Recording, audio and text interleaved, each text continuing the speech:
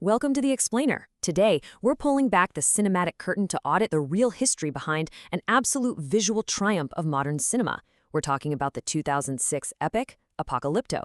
Now, if you've seen it, you know it's a masterclass in immersive, sweat-inducing, adrenaline-fueled survival storytelling. It grabs you and literally does not let go. But, as we all know, whenever Hollywood tackles a massive historical epic, history itself kind of tends to get dragged through the mud. So today, we're diving in to perform a comprehensive historical audit of this film, zeroing in heavily on our main focus, the Maya reality behind its most shocking depictions of sacrifice. But hey, before we get into the critiques, we absolutely have to acknowledge the film's impressive cultural legacy.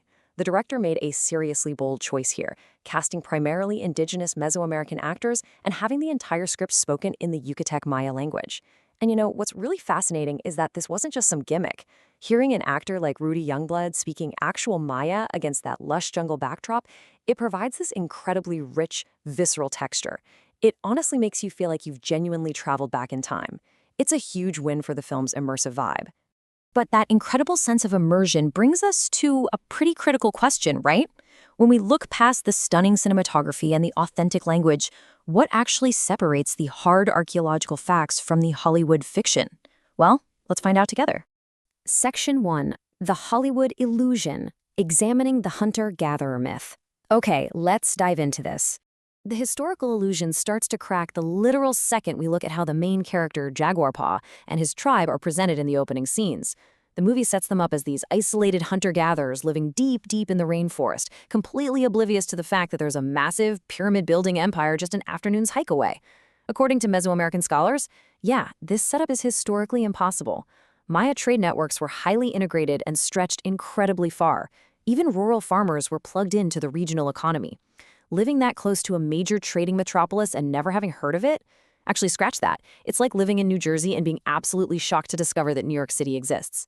There's just no way. Section 2. A chronological collage. 600 years of compressed history. Let's see how this builds. Because geography isn't the only thing distorted here. The timeline is a massive chronological mashup. The bustling metropolitan center shown in the film, with its towering stone pyramids and huge plazas, is heavily modeled on classic Maya architecture. Think of the famous ruins of Tikal. But here's the thing. Classic Maya civilization collapsed, and those specific cities were abandoned around 900 AD. Yet, at the very end of the movie, we see Spanish conquistadors arriving in galleons, which we know happened in the early 1500s. Putting 16th century Spanish explorers right next to a thriving classic-era metropolis is a 600-year pileup.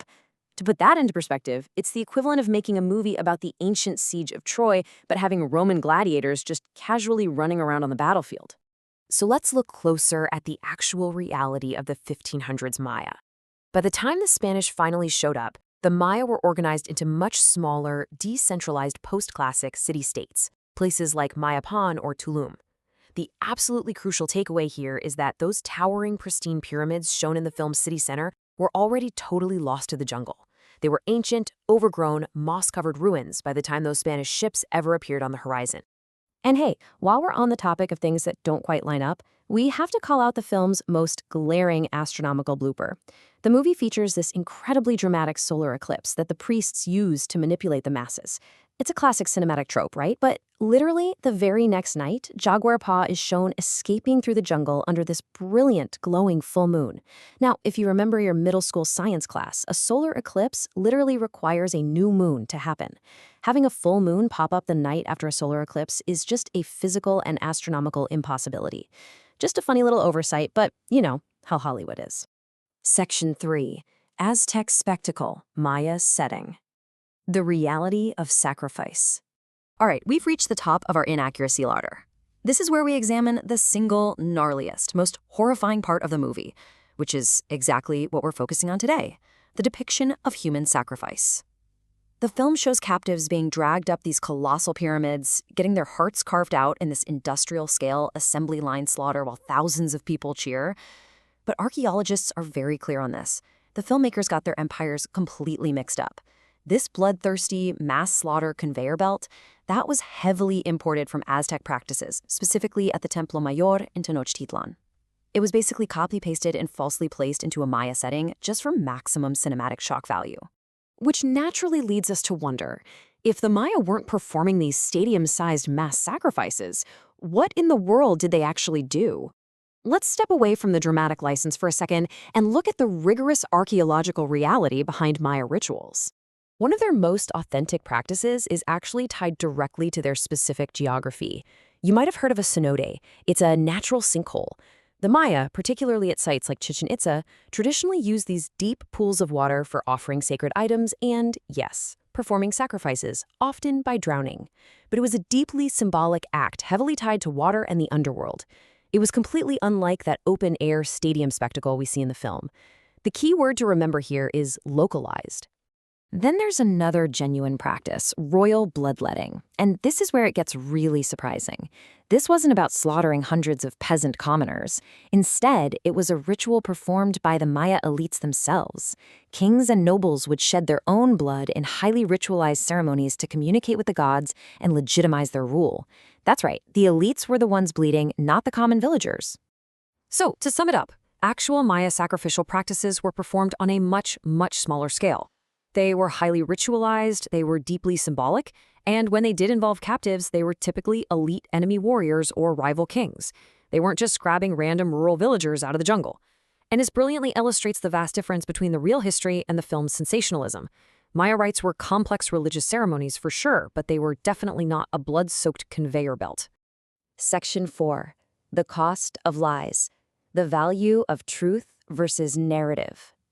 This brings us to the very end of our audit, looking at that ominous final shot of the film, the arrival of the Spanish ships. Academics debate the film's framing here quite a bit. Does this arrival represent salvation from the collapsing, bloodthirsty Maya society depicted in the movie, or does it represent an impending conquest defined by smallpox, forced conversion, and devastation? Now, we aren't taking sides on what the film intended to say, but impartially speaking, for the indigenous populations historically, the arrival of those galleons ushered in a very real, world-altering apocalypse of its own. So we kind of have to weigh these cinematic choices.